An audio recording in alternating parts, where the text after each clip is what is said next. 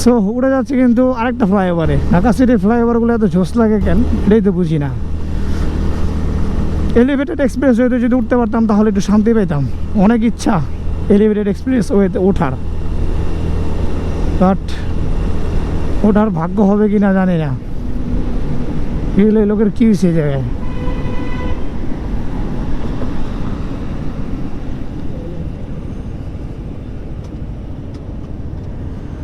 তেল শেষ হয়ে গেছে নাকি? ফুয়েল শেষ?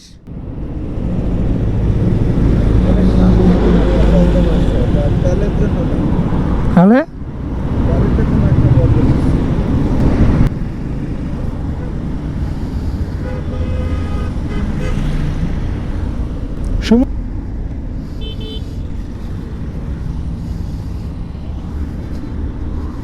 ক্যামেরা ধরো তো।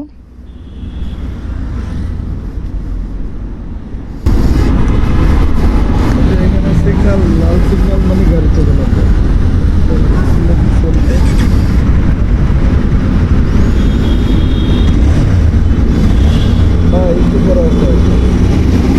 তেল আছে তো আপনার?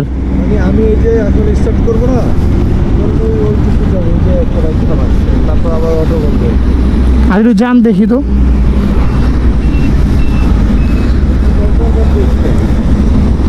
একটু ঢেলে আবার একটু উঠে গিয়ে শেষ। আচ্ছা বেশ।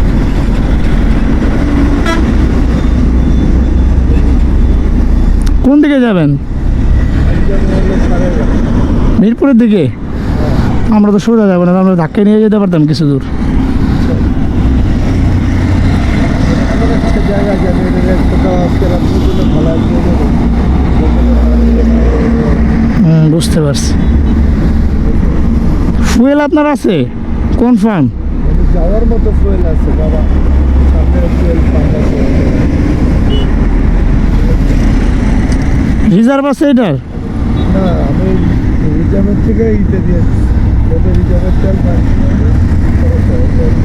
তেল আছে যাওয়ার মতো, আমাদের বলেও যাওয়া যায়।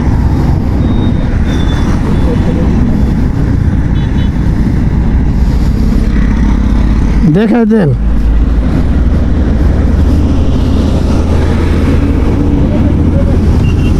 ফুয়েলও তো একবারে কম, ফুয়েল আছে কিছুটা।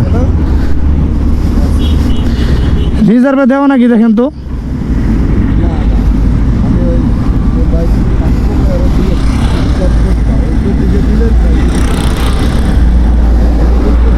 রিজার্ভ থাকবে আর নিচে ধীরে ধীরে রিজার্ভের তেল শেষ হবে।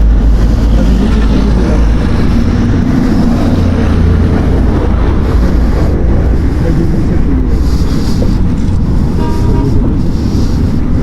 ধীরে দিলেও এক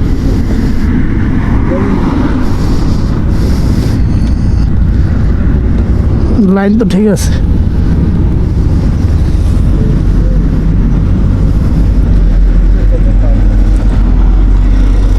এই পর্যন্ত যাইতে পারলে হয়তো ঢাল দিয়ে আবার অনেক দূর যেতে পারতেন।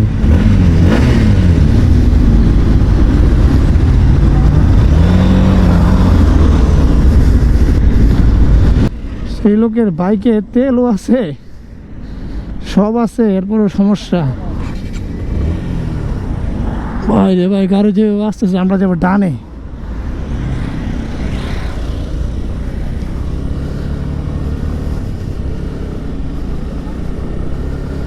আবার দাঁড়ায় গেছে ভাই। রাত করে যদি বাইকে রাস্তাঘাটে এরকম সমস্যা হয়, ওনার ফুয়েলও একেবারে কম আছে, হয়তো বা গাড়ির তেলটা ভালো পড়ে নাই, এই কারণে সমস্যা হইতেছে। এই কারণে পাম্প থেকে তেল নেওয়া উচিত সবসময়, খোলা তেল বর্জন করা উচিত।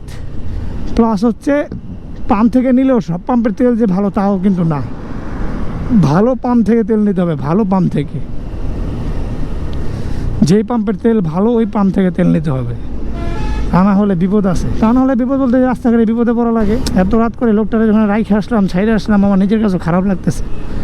আসলে আমিও ওই বিপদে পড়তে পারতাম। আর সবচেয়ে বড় কথা হচ্ছে উনি একা, সাথে আরেকজন থাকলে একটু সাহস পাওয়া যায়। উনি একেবারে একা, কিচ্ছু করার নাই। আর দেশের যে অবস্থা, রাতবেলা একা কোনো জায়গায় বেরোয়াটাই মুশকিল। আল্লাহ তাকে হেফাজত করুক। সমস্যার সমাধান যদি হয় তার, তাহলেই ভালো। ও যেটা বলতেছিলাম ফুয়েলের ব্যাপারে, একটু আগে দেখলেন এক ভাই একবারে ফ্লাইওভারের উপরে কিন্তু দাঁড়ায় গেছে, অবস্থা তার ভয়াবহ খারাপ। ফুয়েল নাই, ফুয়েল অল্প একটু দেখাইতেছে, গাড়ি স্টার্ট হইতেছে না। সবচেয়ে বড় কথা হচ্ছে সে যে এখন কিভাবে যাবে সেটাই বুঝতেছি না। ফুয়েলের ব্যাপারে যেটা বলতেছিলাম ভাই, ফুয়েলটা খুব দেখে শুনে আপনি সচরাচর যেই পাম্প থেকে ফুয়েল নেন বা মনে করেন যে এই পাম্পের ফুয়েলটা ভালো, সো রেগুলার ওই পাম্প থেকে ফুয়েল নেওয়া উচিত।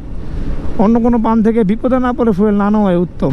আমরা অনেকে না জেনে শুনে এদিক সেদিক থেকে ফুয়েল নিয়ে নেই, ফুয়েল নেওয়ার পরে পড়ে যাই বিপদে। সবচেয়ে বড় কষ্ট লাগতেছে ওই লোকটার হেল্প করতে পারলাম না। আর যেই বাইকটা ওনার কাছে, ওই বাইক সম্পর্কে আমার অতটা আইডিয়াও নাই, ওই ভাইকে রিজার্ভ আছে কি না এটাই তো আমি জানি না। সো তার আমি হেল্প কীভাবে করবো? তা বললাম ভাই কষ্ট করে একটু পরপর স্টার্ট দিয়ে যান, হয়তো আপনার ফুয়েলের সমস্যা, আপনি সামনে পাম্প থেকে ফুয়েল নিয়ে এর থেকে আর বলার কিছু নাই তাকে আমার।